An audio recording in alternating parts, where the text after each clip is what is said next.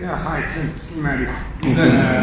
Meeting tonight is a birthday share, and the person sharing a massive milestone is Andrew. Andrew's 13 years clean slate.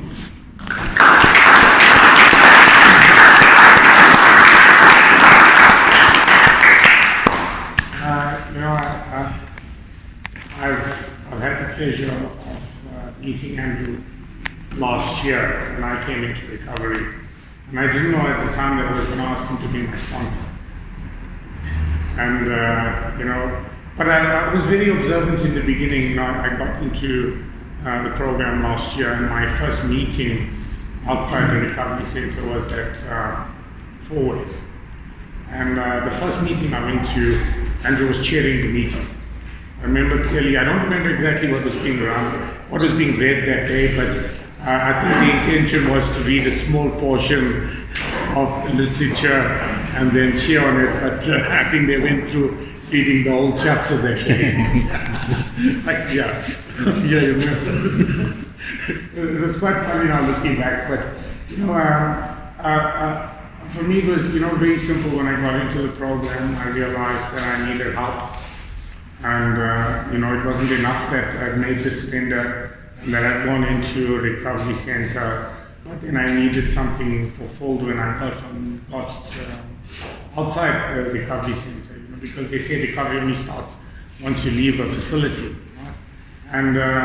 And for me it was very important that when I got out that I needed to make contact in the meetings and then identify somebody that I could relate to. And it wasn't what Andrew had said in meetings that drew me to him. It wasn't his shares. It wasn't his clean time. It was none of those things.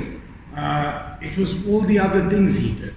And I was, he's very unassuming in the way he goes about just helping set up the meeting and making sure all of the things that are done behind the scenes gets done. And I was going, and that's what I should be doing. That's service, because he doesn't talk about it, he doesn't tell you about it, but he does a lot of work. And I'm thinking, but yeah, that's what we're meant to do. And it's not only about carrying the message, it's like, how do all of these things happen behind the scenes if people are not coming in and doing it, And I want to get involved in service, and he was one of the reasons why I picked up my hand to service at meetings, and I'm going, okay, give me a service position. This is my home group, I want to be here, give me a service position. And then I realized that he's got a whole host of home groups and a whole host of service positions.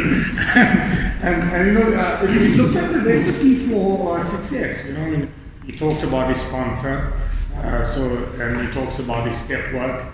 And then I said, okay, so I got to a meeting here and I went, before I asked him, I need to commit, right? So I went and bought my literature. So I'm carrying my literature out and I'm going, what do I do here? Okay, you just ask. I was going, do you have space? Do you have time? Would you sponsor me? So he says, yeah, something's opened up. I go, yay! And look, I was happy because, and at the time I was holding my literature, and then I don't know if I could have faced any disappointment at that point. I was very glad that he accepted. And we've had I've had a very wonderful interaction with Andrew over the past year. And we're together with another brother sponsor of mine. We work out steps on a regular basis. And Andrew has a depth of knowledge and understanding. But it's not only about the program, it's just the calm way that sometimes he unpacks the situation and explains he's flawed as well, but he's learned to change that, and he's still working a program. And for me that was very appealing, because I thought, no, my sponsor knew everything, but I'm glad that he also struggles just like me sometimes, But he's found this new way of life in the program, and I don't want to drone on and on and on. I think he's a godsend in my recovery. I'm very glad to have met Andrew in the rooms, and I'm going to hand you over to him for him to share some experience, strength, and hope. And thank you for letting me be of service. Thanks, Kent. My name's Andrew. I'm an addict. Very, very nervous addict. Yeah, and no matter how much I do this, I still get nervous when I share. You know, it's like what I've learned to do is just kind of try and calm myself before a meeting and pray about it. You know, it's like, and that's a relatively new thing for me, kind of reaching out and forming a relationship with a higher power again, because I've drifted through my recovery having like an understanding of God that was smashed to pieces, and then like having to find a new one, getting an understanding of spirituality that wasn't what it was before, you know, and yeah, so like the reason I get nervous is because I'm worried what people are going to think about me, and that was very often a part of my using, you know, like it took me a long time for me to accept that a large part of my using was to try and fit in. You know, I thought that was a weakness. I thought it was like, never, me, no, you know, like, and I didn't see that until I was examining and going through the process of the steps to see, actually, yes, it's a big part of me, of my makeup, that I'm an introverted person, and that my using, a large part of it to start off with was like trying to fit in, like met the wrong people, you could say, and I had a lot of like using friends, and you know, like, I started off that way. I was inquisitive. So I'll go through a bit of my experience of how it was, you know, like I've heard a lot of people say in shares and recorded shares, you know, say how it was, what happened, and how it is now. You know, and if I can share my experience on that and someone can take something out of it, then good, you know.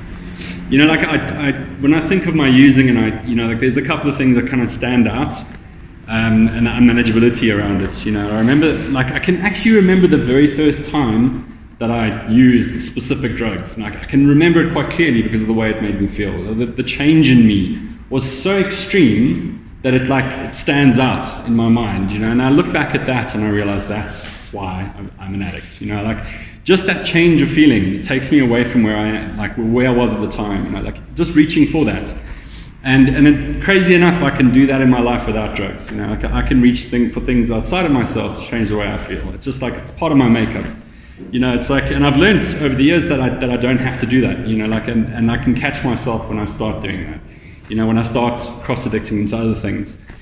So, like, I picked up when I was about 14, like, it started off, well, maybe a little bit earlier than that even, like, the illicit drug or the illegal drugs was before that. Alcohol came a while before that, like, and I never saw that, you know, like, when I first came into the rooms and I heard alcohol is a drug, I was like, you've got to fucking be kidding me.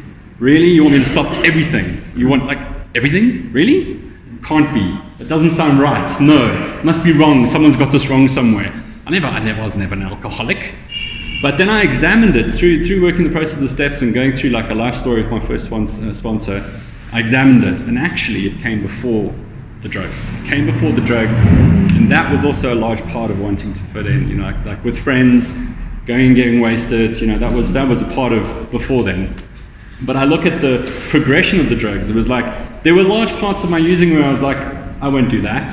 I'll be okay as long as I don't do that. And then I would do that, you know, like the stimulants or whatever. And I was like, okay, I'll be fine as long as I don't do that. I mean, like the junkies and the addicts do that, so as long as I don't do that, I'll be okay. And there were always these conditions, you know, like, and there was, at some point, I was able to draw a line under certain substances that I didn't use, because I knew the nature of me as an addict. If I did them, I was convinced I would be fucking in the gutter with a needle in my arm in no time if I'd done certain drugs. So I was able to, and I realize now, looking back on it, and now, even yet now, they are yets. You know, like I could pick up and do those drugs. It's just, the fact that I didn't do them doesn't mean anything. You know, it means that I didn't have the opportunity or made a decision that I wasn't going to, but it means that I don't have the capability of doing that. You know, like I keep that in mind, that my disease is one use away. Like if I pick up, I'm fucked, basically. You know, so and look at the progression of it. You know, like one of the main consequences of my using was like psychological, like big time. So I wound up in the psychiatric unit of hospitals a few times during my using, and there were circumstances involved, and I was diagnosed as schizophrenic at a point, and I was shoved through full of medication, like I was basically a zombie, and you know, like, and I was able to stop using for these brief periods. You know, like I was able to stop using for 6 months or a year. This is when I'm like 18, around about there, in my early 20s as well. Always went back, you know, like, and I had tried other things to try and stop using. I became relatively religious at one point and joined this Christian fellowship. Now, I have no problem with Christianity. If it works for someone and it's their high power, I really, no problem with it at all. It just didn't work for me, like the religious aspect of it. You know, like, I look back at that situation and I realized I was also trying to fix myself, you know, through other people and through the situations I was in. But I was seeking, I was reaching out for something greater than myself at the time even. But I always went back, and I always went back. And, you know, like there was, at some point I was like, I'll be okay as long as I don't do those drugs, because those drugs took me to where I was. You know, that caused the psychosis, so as long as I don't do that, then I started doing those drugs. And then as long as I don't do that, I'll be fine. And it was always that same story. Until, like, the situation that brought me into recovery, like a year before I came to my recovery, my brother passed away in a racing accident, and I didn't realize that at the time, but I started using more and more to get away from those feelings, and I never dealt with the grief of his passing, and I kept using more and more and more, and almost to the day, exactly a year later, I completely lost it, and I was again hospitalized, and I woke up in a hospital bed with all these tubes and shit attached to me. And like I couldn't hide it from my parents anymore, right? I was able to somehow, they knew what was going on because they always fucking know, right? They knew what was going on, but I managed to kind of like keep it on the down low, and I wasn't able to hide it anymore. And they came to me and they said to me after all of this, they were like, "You need to do something about this." You know, like they had like printouts from the hospital. You did this, this, this, and this. Oh my God, you know, you need to do something about this. And you know, like a couple of years before, a friend of mine had been in the fellowship. He's not around anymore in the fellowship. Actually, I don't know how he is these days. But he had carried a message to me and he had planted a seed. He had said to me, there's NA, you know, and he kind of explained it, but he didn't, you know, I can't remember the details of it, but he told me that there was a way. And I went to my first meeting and I was in fucking bits. I was broken. I had like bandages on my arms because of the situation that had happened. And I came into a meeting and I sat down in a meeting venue that was in a club that I used to use in, that was repurposed to be this place. And I was like, fuck, this is a really round circle, this, you know, it's like right back around to where I was in a different environment, in a new, like, you know, like sitting in a circle. And I went there a little bit, like quite hesitant, I shouldn't say a little bit, very hesitant, but I basically broke down in the meeting. I was in tears, I was in pieces. And I just got so much love from people around me. You know, I just got accepted. I felt a sense, I didn't remember a lot about what was shared in the meeting that night, but because I stood up in the meeting and said, I'm an addict and I need help. I was just mad. I look at them, it's freaking crazy. But that was the start of the journey, you know, like, and there were things that I didn't accept about the program, and I didn't take on all these suggestions. And that one was the alcohol thing, and I was like, no, doesn't apply to me, you know, like, and I won't do these things, or pick and choose, you know, they give you those 5 suggestions, and I was like, take that one, no, I don't need that, I'm not as bad as these people, I don't need that. And I picked up because I went out and I drank, and like shortly after, like a day later, I was using again. And then I woke up in a treatment center, the same treatment center, and this guy, the doctor said to me, you need to be here, please stay. And I said to him, you know what, no, I know of another way. And I said to him, I know of another way. In fact, I've been going to meetings, and I know of another way. And I was there for like a couple of hours after waking up, and I went home. And then I committed myself to this. You know, I realized that I need to do these things that they're suggesting. You know, and I was around for a short while, and I got a sponsor. Things didn't work out with this person. He was quite a bit younger than me, which was like, you know, like it was a bit weird. You know, it was like it was humbling because this guy had like a couple of years behind him, and even though he was younger than me, it felt like it was the right thing to do at the time. And you know, like I worked the first 2 steps with him. And then I was seeing a psychiatrist at the time, psychologist, therapist at the time. And I was like, I don't know who to ask to be my sponsor. And she suggested someone. I'd never even met this guy in a meeting. And she gave me his number, and I phoned him up, and we met up for a coffee, and we started going through the steps. And he's my sponsor today. A couple of years into recovery, I felt like I needed to challenge myself. You know, like the place where I was in my life, I didn't have anything holding me down, anything keeping me where I was. Didn't have a mortgage or a child. I'd broken up with a girlfriend like 6 months before, so I made a decision to travel, to move to London. And a friend of mine had said to me, "I've got a place you can stay. Why don't you move in with me here and see how things go?" You know, and that was in 2008, and I moved to London. And I'll tell you what, I was very tempted not to go to meetings there. I was like, nobody will know, I can use, and nobody will know. And I remember that whole thing about wherever you go, there you are. You know, it's like, you're not going to be able to hide this from you, right?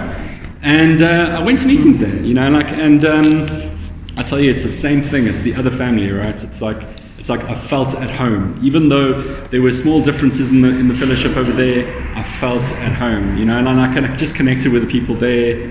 I took on a service position, you know, it's something I've always believed in my recovery, like from the get-go, you know, like take on a service position, get out of yourself, do service, you know, it'll take you out of yourself, and that, you know, like, I need that, I need to take me out of myself, because, you know, like, just the person I am.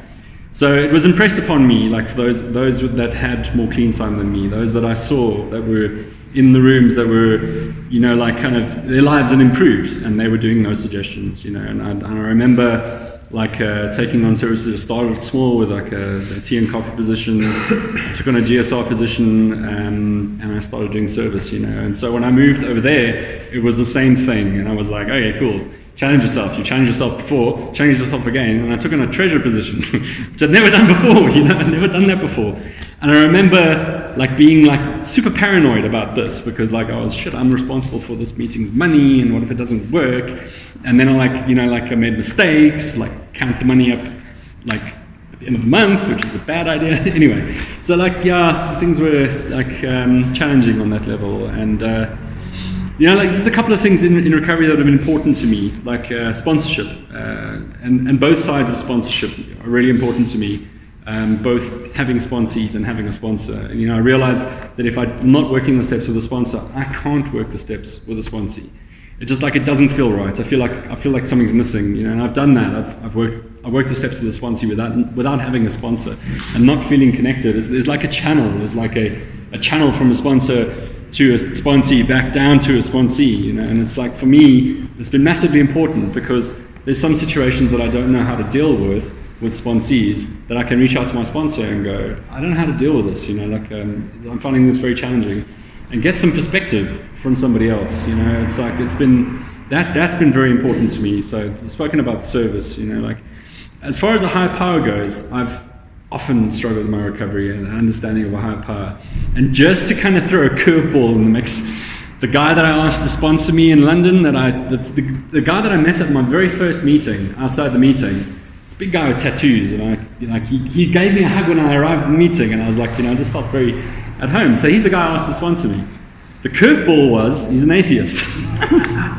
So like, I was like, shit, how am I supposed to like, and I let that separate me from him, you know, like, and my understanding now is that it doesn't matter, whatever your high power is, you know. For him, his high power was the rooms, the program, you know, the steps, everything. That was his high power to him, and it doesn't matter. But I let that separate me from him. And to be honest with you, if I had to choose a sponsor now, I probably wouldn't be an atheist either, just because of my understanding that it needs to be something that I decide to call God. You know, and for myself, my own personal experience of it is that high power is God to me, and I've always had a very difficult experience with that, because of my experience in that Christian group that I was a part of. It was a difficult thing for me to come back to realize that, hang on a second, this is a requirement, you know, like this is something I need, you know, I can't do this by myself.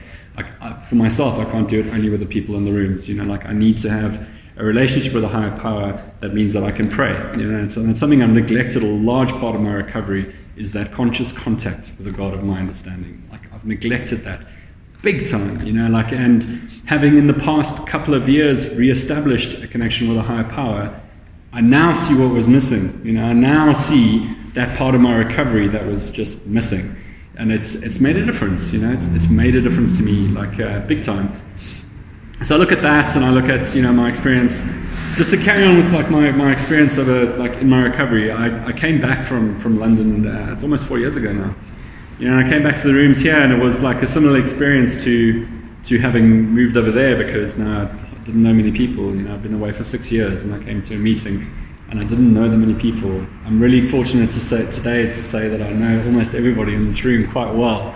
You know, that's made it easier for me to share, like a lot easier for me to share, is that I know people now, you know, and that's, you know, I remember being called up by a good friend of mine at the time saying, get your ass to a meeting, you need to get to a meeting. And, you know, like, again, there was the temptation was like, I don't need to go to a meeting. You know, I don't have to do this, I'll be okay, or nobody will know, you know, that whole kind of temptation was there. And I went back to a meeting, and it was, you know, like I picked up a service position, but it was difficult because like I didn't know people, and it took a while to get to know people again, but it's been a constant, you know, and yeah, it's like, I don't even know how long I've been going on for, how long I have left. I'll just wing it a bit. So yeah, I mean, that's been my experience since I came back, is again, re-engaging with the program. I contacted the sponsor that I had before I left, and I said to him, you know, I'm back. Are you willing to go through the process with me again? You know, like work the steps and be my sponsor? And he was like, absolutely. And I don't meet up with him as regularly as I should. That's something that is my own fault. I procrastinate around step work like mad. There's one part of my experience that I cannot stress enough, is that it took me a really long time to get through the steps. Don't do that. Don't do that. It's a really bad idea. You know, I stretched it out for a really long time. And I believe that that's not a good thing. You know, like in retrospect, in hindsight, I look at that, and you know, like I know that the process of self-discovery, of self-awareness, the spiritual process you go through, and the benefits you get from it are so massive that why would you take a long time to do it? But my experience has been that I procrastinate big time. You know, like I put it off and put it off and put it off and put it off. And it's weird because there's a payoff for that, right? So when I actually have to do it, like, you know, so yeah, I mean, that's been my experience around working the steps, is like slow, but I try and press upon sponsees not to do that. You know, like get through it. There's ways and means these days to approach it from a different angle and do it a lot more quickly. Consistency is key, you know, like, and you know, I sometimes feel like a hypocrite saying be consistent and don't do it myself. But I try, you know, like my life today is full, massively full. You know, like I when I came back, I started a business of my own. I would never even thought I would be able to be possible of doing that just a while back. You know, like, and the responsibility that comes with that. I got married last month to my best friend, and yeah, that's something I never thought I'd do either. You know, so. Yeah. So perspectives change, you know. Things change, you know. I change, you know. Like, yeah, I reserve the right to change my mind. Something that I'm allowed to do. So yeah, I mean, like that's pretty much it. I can't even think now what else. Yeah, you covered all the main points. You know, like I'm grateful. That's, you know, one of the biggest things that I have today is gratitude. Massively grateful, you know, like, and gratitude humbles me, you know. It's like, and working with others humbles me, you know, and being able to carry my experience or share my experience humbles me. It keeps me here, you know. Like I don't go to meetings anymore. I go to meetings for myself. There's one thing. So it's a difficult thing, right? It's like selfishness and self-will versus self-love. Like I heard someone say in a meeting when I was earlier around, this is a selfish program and I do this for me. And I was like, I'm not so sure I agree with that. But if I can't put myself in this chair first and foremost for me, I'm not going to be able to do it for anybody else. You know, that's been my experience, and that's something I try and hold on to. You know, like I do this for me, but I do this for, I share my experience, and I work with others, because if I don't do that, I'm not going to be able to look, you know, like be okay for myself, you know, like, and so that's the reason I keep coming back to meetings, to see, and it's that whole thing about seeing someone come in and they're broken, like I was, and seeing a change in someone over a period of time, and people get better, and you get a twinkle, people get a twinkle in their eye, and they start looking in you in the eye, as opposed to like kind of being downcast all the time. And I was like that. I was exactly like that. You know, like I didn't speak in a meeting until I was 9 months clean. You know, like I refused. I didn't want to. I was like, no, I can't. What are people going to think? You know, I'm not the same as the people here. You know what I mean? For a long time, I was like that. So yeah, I'm gonna leave it there. Thanks for letting me share. Thank you.